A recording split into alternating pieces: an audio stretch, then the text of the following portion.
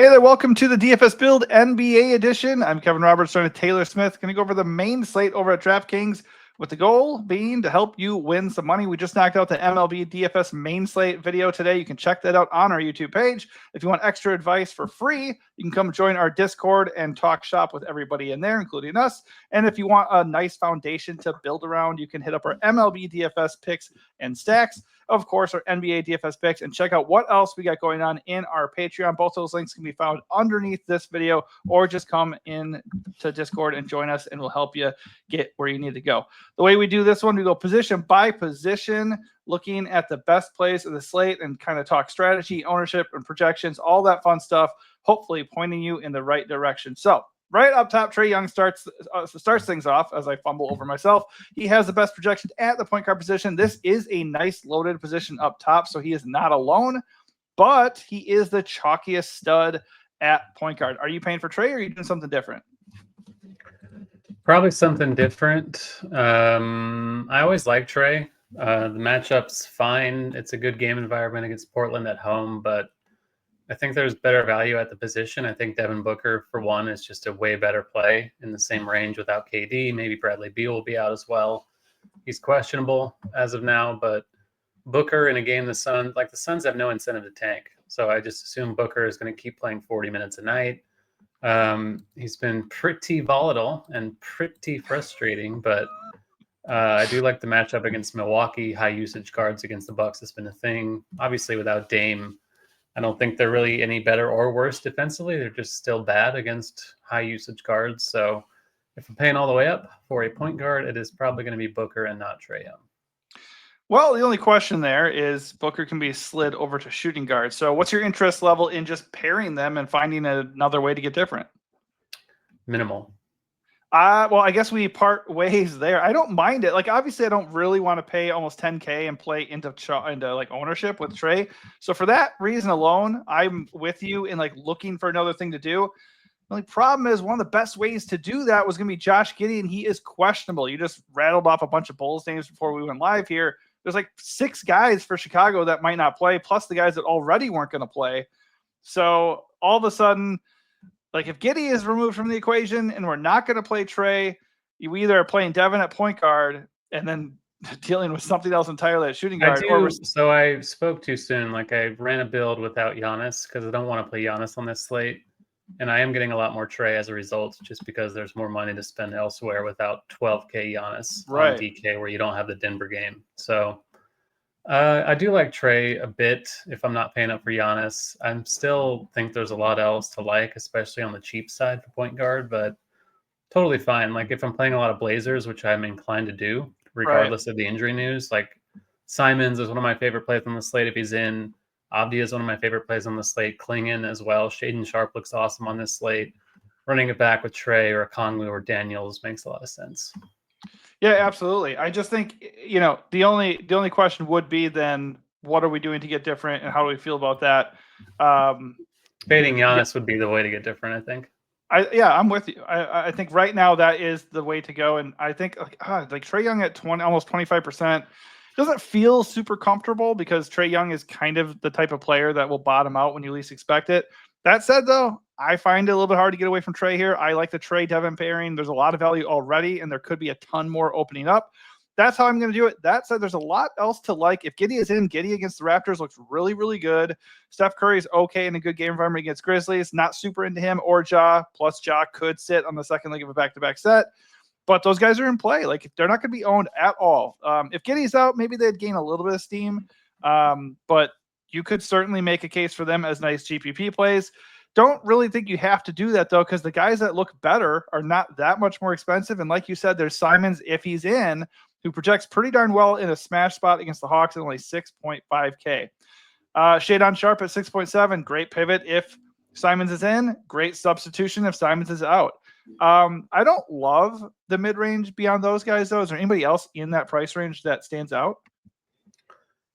I guess Podziemski is okay, but I don't love it. I think I would just rather play the Blazers. I think that's such a good spot against Atlanta that, with Grant out and Simons is questionable and Scoot's out, there are just minutes to go around. They haven't thrown in the towel in their season yet, even though it's kind of hanging by a thread. So as long as they're still running out their guys with regular minutes, which could change at any time, it could happen tonight. They could suddenly give their guys 20 minutes a la the Raptors, but I'm assuming they're going to keep playing it straight. And if they do, Simons and Sharp are major priorities, I think, for me.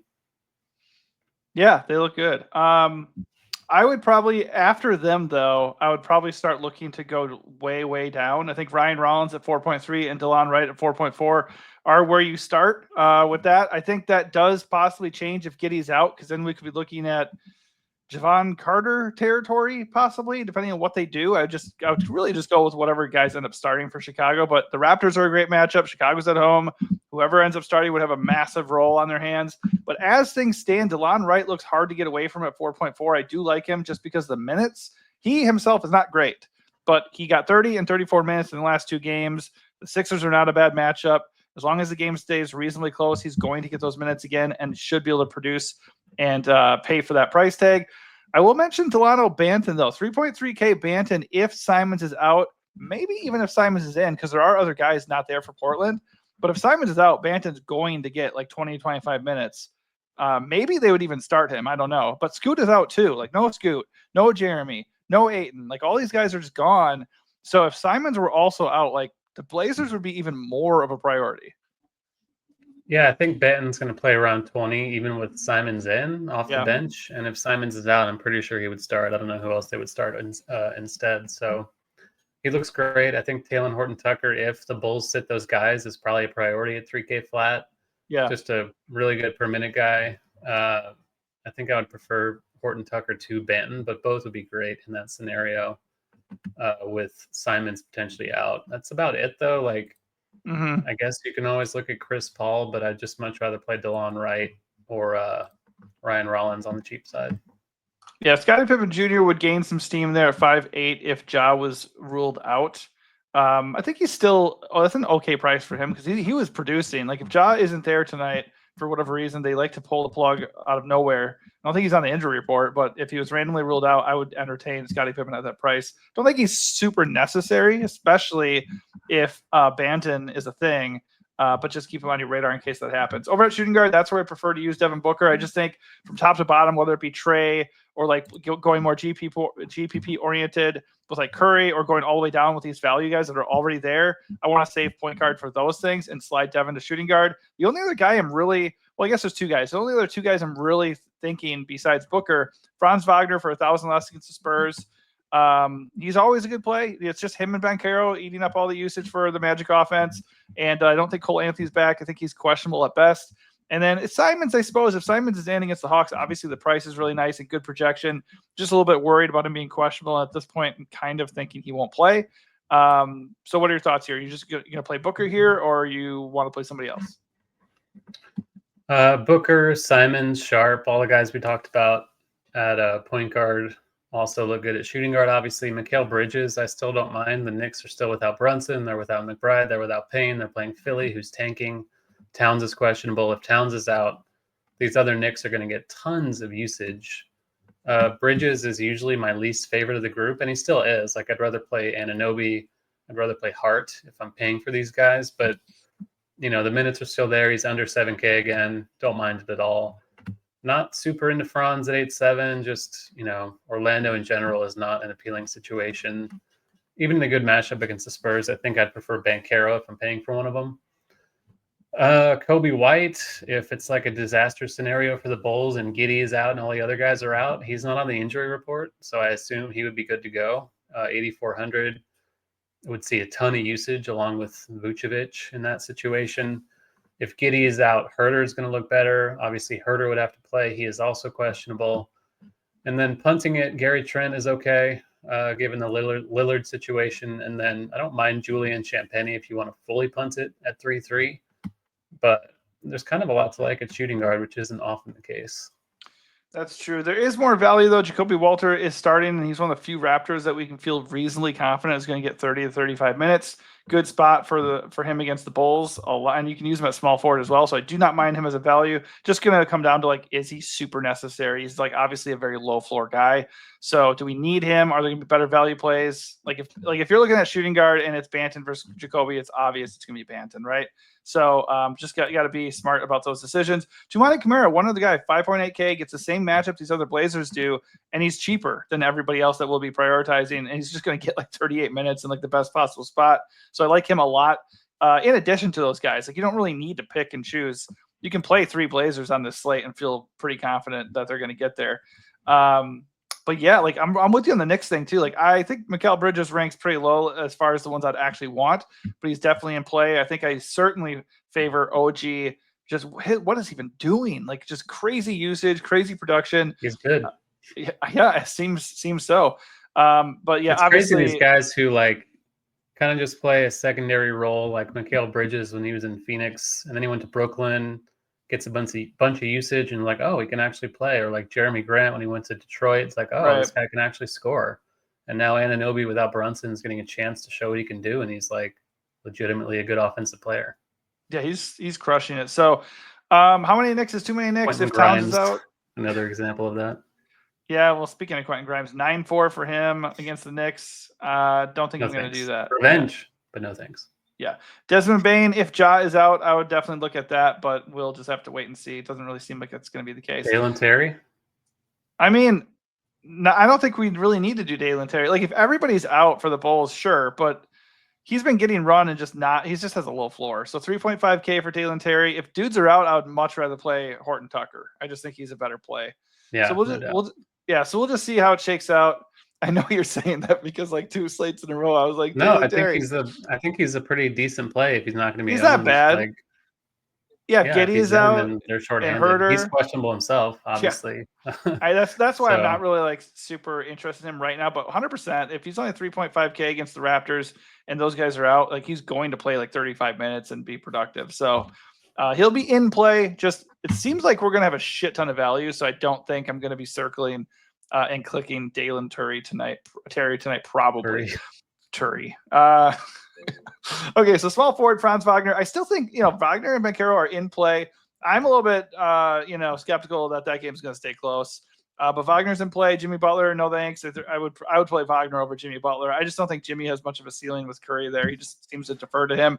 Not that these guys matter when you have guys like Hart and OG and Denny. I like those guys all way more. Denny is my preferred play, especially with all the ownership going to OG. Denny's just going to have a monster role if Simons is out, and he looks good anyways. But OG looks really good too. Like if you want to play Denny, OG, and Hart, I won't say no because I think this is really, besides like Trey and Booker, like you can go balanced on this slate really if you want to. But all those guys look great. Not paying 8-3 for Scotty Barnes despite the awesome spot. We already talked about Mikal and Kobe. Kobe could be a god if Giddy's out. I'm with you there. Not super into anybody else here. The only other guy I'll mention is going to be Royce O'Neal. 4K flat with no KD, but I'll let you elaborate on that one. Yeah, I should start without KD. Booker's questionable. Don't know if he'll play, but even if he does, I think O'Neal's a pretty good option. Is he under 4K? He's 4K. 4K flat. So nice price. Yeah, good spot against Milwaukee. I like that a lot. I love OG. I love Abdia, of course. I think Hart's the odd man out for me there. I just prefer the other two over him, given his low usage. I don't mind Jimmy either. I do like the matchup against Memphis. Fast-paced game for Golden State, not going to be owned compared to the others. So if you need someone who's low-owned in your otherwise chalky build, I think Butler's fine. I don't mind Keldon Johnson, just continues to get usage off the San Antonio bench. The matchup against Orlando is bad, but Orlando isn't on back-to-back. Keldon's price never really moves that much. He's shown decent ceiling there. So if you need a cheapie, I like him a little bit. I don't want to say Cody Martin, but Cody Martin could have a role for Phoenix if Devin Booker, Bradley Beal is also out in addition to Kevin Durant. He's super cheap, but Royce O'Neal pretty clearly the preferred cheap son there. Yeah, the only other thing I'll say with the Knicks thing is right now Josh Hart is projecting as the lowest owned between that trio. So I think as far as like tournaments go, if you're going to pair some Knicks, I would entertain the idea of going like OG and Hart and fading Mikal, or going Bridges and Hart and fading OG. just so you're getting like some kind of leverage with the Knicks ownership. Obviously, if Cat is out, it's pretty arguable that they'll all get kind of even ownership. But Hart's price being way over both those guys is just going to make him inherently less owned, I would imagine. So to me, in GPPs, because of his triple-double upside as well, he's a little bit more interesting than those other Knicks. On to power forward we go. Giannis leads the way. Like, okay, in theory, no Dame against the Suns, who cannot stop a nosebleed inside. 12K Giannis could be amazing. He could nuke. And because I'm not going to play him, he's going to get like 80 to 90 fantasy points. But he has not been that guy. He has not been crushing like he should. I don't know if he's not healthy or the Bucks just suck or whatever the case may be. But can you play Giannis? Does he have a great projection? Is the matchup good? All of those things are yes, but he's very expensive, and there are a lot of plays that I like on this slate. It is a fade for me, especially because he's going to pull some ownership, but you can play Giannis if you'd like to. It's just not really going to be like a contrarian thing. Like, he's going to be 25 to 30% owned, and in a single entry, he's going to be way more owned than that. Yeah, so fading him, I think, has a lot of merit. I think a Yeah. balanced build on this slate with Avdia and Anunoby and the Blazers, other Blazers, looks really good. So yeah, like certainly you can play him. Like, it's Phoenix, a game that's meaningful for both teams. The minute should be secure. There's no Dame, there's no Portis. Everything lines up for him. So if you're entering multiple lineups, you should certainly not fade him in all of them. Right. I just think if I'm playing a single entry on this slate, I think a good way to get different is simply by fading him. And I don't really think you have to be worried about your ownership beyond that, because I think by fading him, you're getting the leverage you need, because he's going to be super popular in a smaller field format. So great play in a vacuum. It's a calculated fade, but I think I'm okay with it. Yeah, right below him, $2,000 less is Banchero. I think he is the better play by comparison. Really good spot against the Spurs. Only question really will be, will the game stay close, and will the right version of Banchero show up? Yesterday I played him. It did not. 36 fantasy points. I can't get on the right side of that dude. Same with Giannis. But if I'm going to take a shot on a guy that I can't get on the right side of, it's going to be Banchero or Trey and not Giannis. Already talked about Jimmy. Love Denny. Next guy up would be JJJ. Tournament for life play would be JJJ. With Ja in, like, nobody's going to own him. So, he does have a ceiling. With Ja out, he'd become a bit of a priority at 8K. But I'll stop there, see if you like anybody else here. No, I'm just kind of hovering in the O'Neal, Anunoby, Avdia, Banchero range. So whoever I don't play at small forward is really just who I'm playing at power forward instead. Yeah, Keldon that's Johnson fair. also. What's your interest level in going back to the Jeremy Sohan game? I have some interest. Like, if I know, he starts so do again, I. he's a pretty good buy low. It's just a brutal matchup against Orlando. But one I do like quite a bit is Santi Aldama, my old favorite Santi Aldama. Santi from Memphis. Hive. He's just a good per minute guy. He's 5,500. Like, there's a ceiling to be had there. It's not a great matchup, obviously, against Golden State, but he has upside. He's cheap. The minutes are more secure with Brandon Clark out. I think he's a really good play on this slate, and I don't know how popular he's going to be. I don't know how excited I am to play him, but I will say the price is nice. And also, when good defensive teams try to take out good players, like if Ja is in there and the Warriors are focusing on taking away Ja and Bane, guess what happens? These guys kick it out and go to other places, and spot-up shooters tend to benefit from that. People kind of overlook that when they look at a good defensive team. That is what happens a lot of the time. So I like it. I like the logic there. GPP play for life. I think he looks okay for sure. And if Ja was out, he'd look even better, just based off of pure usage rate. Memu, he wrecked in the blowout the other day. He's been eating when these games blow up for the Spurs. Just going to mention him at 3.4K. And we're not actually going to do that. Ryan Dunn, by the way, 4.3. He's in play as a pivot off of Royce O'Neal, just because he's not going to be nearly as owned or owned at all, apparently. And he should get some round. Oh, and Buzelis for Chicago, especially if all those guys are out. He looks really good at 5K if he's looking at monster usage. All right, so at center, we talked about some of these guys. Cat, we did not talk about. If he's in theory, he's a little bit too cheap for this matchup. He could eat the Sixers alive. But if he's out, obviously, we don't have to worry about that. And suddenly center becomes a freaking wasteland. I'm sure you can entertain the idea of Okongwu against the Blazers. Not super excited about the projection or the price, but he's in play. Same with Vooch. He would be in play. Like, I don't have a problem with them. I think I'd prefer Onyeka there. But then I'm coming down here to your boy. Do you know who that is? Brook Lopez? No. Don McClingan. We got 5.4 Klingon against the Hawks. It is a good matchup, a really good environment. If the game stays close, he is liable to play 30 to 35 minutes here, possibly. And they're down bodies. So he's not really going to benefit from a ton of usage, but he should be out there and he can soak up, obviously, a ton of rebounds and blocks and stuff. So I think he looks like a really good punt at center. Not a true punt at 5.4K, but he does save you a little bit of cash at a position that quickly gets gross. Yeah, I love Towns if he's in. Like, he's going to go against Yabusele or Bona if Yabusele's out. Like, Philly just has no size, no resistance whatsoever.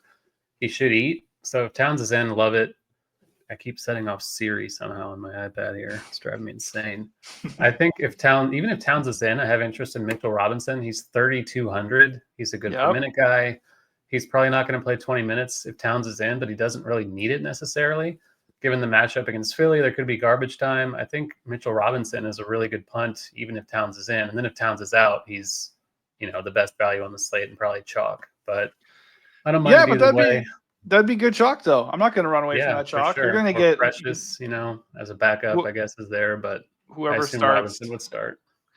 Yeah, they're both three or cheaper here, 3.3 and 3.2. I agree. Mitchell Robinson, very, very low floor if he's the backup here. Like, that is very, very risky, and I don't think super necessary.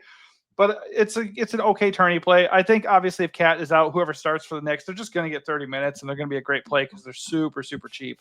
Do you know my favorite tournament play is besides Mitchell Robinson at center? Oh, dear. No, I don't. Pirtle. Yeah, he has been crushing. I'm not going to do it. I can see the logic for it, though. 6-6 against the Bulls. Like, you have the best excuse me, the best matchup you can ask for. He's been a crazy good per minute producer, and like, he just keeps like getting hyper usage in a very small window. He's making like every shot he takes. He was like 12 or 14 in his last game or something crazy. The Bulls aren't going to be able to stop him. So it all comes down to how many minutes is he going to play? Can he smash in 25 minutes? That's all it comes down to. It is a risk. Yeah. And if he's owned, I'm less interested. Like, it looks like he's getting a little bit of ownership there. I think Lopez is a pretty good play, though. In that Milwaukee Phoenix game, if you're fading Giannis, you get some leverage with Lopez if he goes off, for example. Good matchup against Nick Richards and friends. So I don't mind that. At center, Jaren Jackson, you mentioned you can play at center. I don't think is a terrible play. Okongwu, I always have Okongwu on my radar, just very steady minutes, pretty steady role. I like that quite a bit, but kind of a tight center pool. I guess Wendell Carter's fine just because San Antonio without Wemby is not an imposing defense, but Wendell Carter never really an exciting tournament play. No, I think it's probably, for the most part, going to be a Knicks center for me. I'm either going to pay for Cat or I'm going to just punt the center position with whatever Knicks guy starts in place of Cat. He put up 51 fantasy points last time he faced Philly. Nothing's changed. They don't have anybody who can stop him. Obviously, a knee issue and being questionable, that's a little bit worrisome. He's been asked the last 2 games, so worth wondering how much that's impacting him. But the ceiling is massive. 10.4K is not egregious, especially compared to Giannis and like Trey and Banchero. So if we get to a situation where, Giannis is picking up ownership, Banchero is picking up ownership, and Trey's like pushing 25%, like, could Cat go completely overlooked? Like, that's crazy on a slate where the center is horrible. So I would have a ton of interest in that. All right, that does it for our position by position breakdown. Let's end things with our general strategy and a flag plant if we have one. So general strategy, I think like playing Giannis is always viable. I think my personal favorite strategy is to not do that and just kind of go more balanced with Booker, with Trae Young, with the Blazers that we talked about, and Anunoby in the mid-range. There's a lot to like in the mid-range on this slate, and potentially even more depending on like the Chicago news and other stuff that could happen.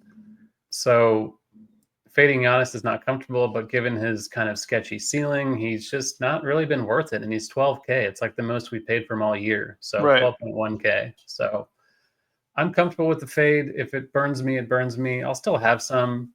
I am going to play the 20 max tonight, so I'll have a little bit of Giannis, but I do think generally I'm going to be pretty under the field. Yeah, I'm right there with you. I'm not going to play Giannis in the single entries I do. If I max, I'm going to get to him a little bit. Probably just meet the field. I don't want to go over And also, it's only going to be like 20 or 30%. So I don't think I have to aggressively go under either. But honestly, like I'm going to go with the Knicks thing. If Cat is in, it doesn't look like he's going to garner much ownership. I think whether it be the status or the knee or just the other guys on this slate looking a little bit better, that's what turns him into a really good GPP play. If he's going to be sub 10% owned, I'm all about Cat.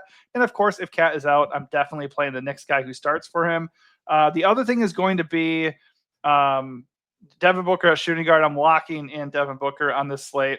I'm slightly worried that if Booker gets there, does that not mean that Giannis also will get there? But I'm not going to worry about that too much. And then the other thing, we're just going to have to wait and see what the value is. The big thing is with the value, just make sure you're making good decisions based on the value. Like the Dalen Terry thing is a great example.